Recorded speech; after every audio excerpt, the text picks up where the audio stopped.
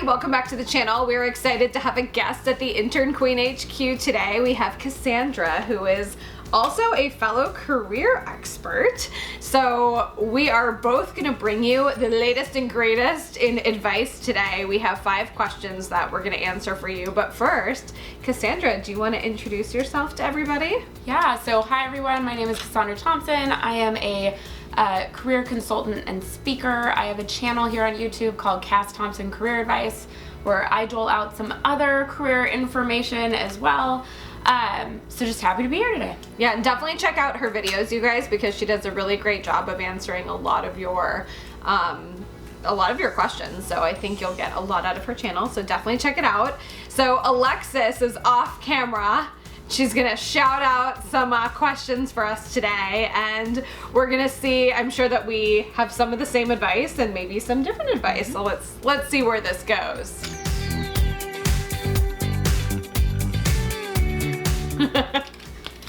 I like that we both had like a pause. Cool. Oh good, this is good. Okay. Yes. So I have yes and no. And I put no most of the time. Most of the time. Yeah. Yeah, and so I'll kind of explain mine, and then I'm curious to hear what you have to say too. So I do think that there's so many different kinds of jobs these days, and especially there's so many new companies. I mean, even my company, Intern Queen, like, what is that? How much do they pay their employees? I have no idea, right? And so I think if you're going after a company that is maybe a little, I mean, Intern Queen's been around now for 11 years, but if you're going after a company that's maybe not with like dropped specifically in a certain industry, I think it's fair to ask about pay if it's not listed on the job, just to make sure that it's in line with what you want. That being said, I know I've given this advice before. If you ask about pay, ask about pay. Don't have a reaction on your face afterward, right? Because that's we've had that happen. It's just awkward. So, you know, whatever the response is, you got your response, you asked your question, and there you go. And then I say no to the jobs that do have a salary listed, especially at the first interview. Typically for most jobs, there's gonna be a longer process, and of course you're gonna have to talk salary at some point, but oftentimes I say make sure the position is right for you first, and then you'll deal with the negotiations of it all. What would you say? Yeah, I think I took it the other way of just thinking first interview of like, hey, do you ask about salary? Most of the time, no. You should have done your research and known, is this in the range of what I'm looking for? If for some reason, the reason I wrote most of the time is because there are certain industries, very few, but certain ones where you do talk about pay up front. Right. And they want to know. Also, I think if you are starting off with a recruiter and not the hiring manager, you can sometimes say, if you really can't find it, like it's at a company where you cannot find it, I think it's worth putting out there at the beginning, like, hey, I just want to make sure this is a good fit and I'm not wasting anyone's time. Could you give me the range of what the salary may be, just so we can move forward from there? If you really couldn't find anything. But if like you could go on Glassdoor and find that information, you shouldn't be asking anybody. Right.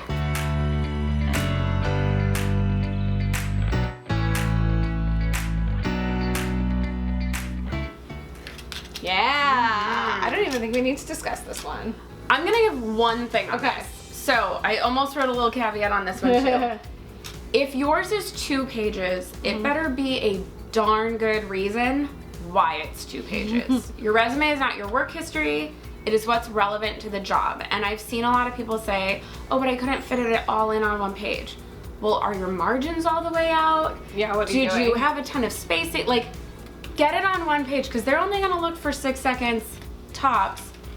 Get on 1 page. Yeah, agreed. And so many people, whenever I speak at colleges, I always say 1 page, and everyone's like, yeah, I know, 1 page, and then they send me their resume to look at, and it's 3 pages. I don't understand what's happening. All right.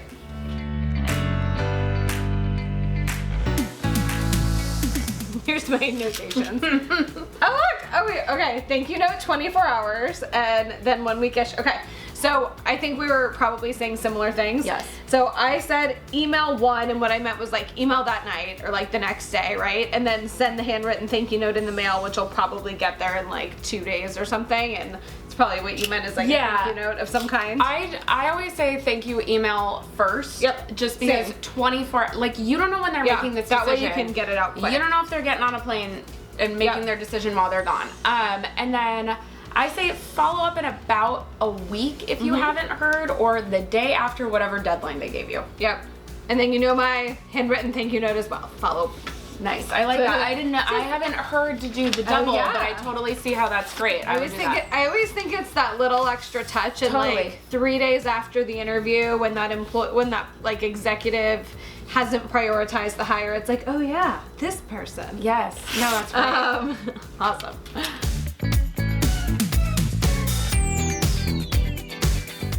I want to be like, no, absolutely not, but trying to be real. No, you'd have to really impress me. Yeah. And I put maybe because I feel like someone could be late. If there was some sort of legitimacy behind them being late and then they wowed me, I feel like I could be persuaded. So that's where that came from. But it is just, to me, I really think like this job should be important to you. Yeah, right. That you found no reason to be late. Right. Like I am the person like, do the practice drive. Right, do the practice drive. If you think it's gonna take you an hour to get there, leave 2.5 hours early and buy a water at Starbucks down the street and wait it out. Like, yeah. And then I think also we've had people miss the interviews. We think if you miss the interview, I think that's really hard to come back from. There's no coming back. No. There's definitely people on our team that would be like, no, I will not talk to that person again. And I hear that. So, but I will say with cold season, I've had a lot of people lately be like, I'm sick. Do I still go? No. Just call and say, I am so sick. I don't want to get you sick. Like, you want to be on your best for that interview. Yeah, and I think no one wants to get sick. They show up late, they show up cold, whatever. Right. Say no. Yeah.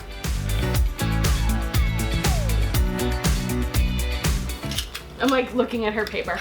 You're like, can I cheat off? Yeah. We both said the same thing. Yeah.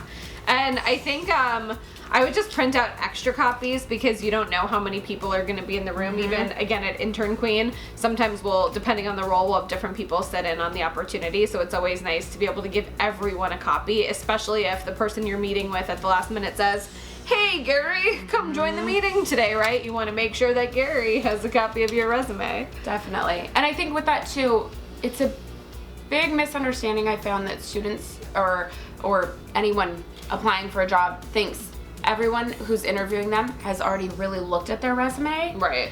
Often they have not. Often they have not, or they looked at it like 5 weeks ago. Totally. And they don't remember. Totally. And so hand them that copy. Yeah, absolutely. Great. Well, this was very fun. Hopefully you guys got a lot of great advice out of this. And if you guys have any other questions for us I'm sure you have questions, right? It's career. Ask any of your questions in the comments below. I will respond. We'll try to get Cassandra to respond as well. And thanks so much, and make sure to go check out Cassandra's channel. And like I said, you will be as addicted to her videos as we are. Thanks everyone. Bye.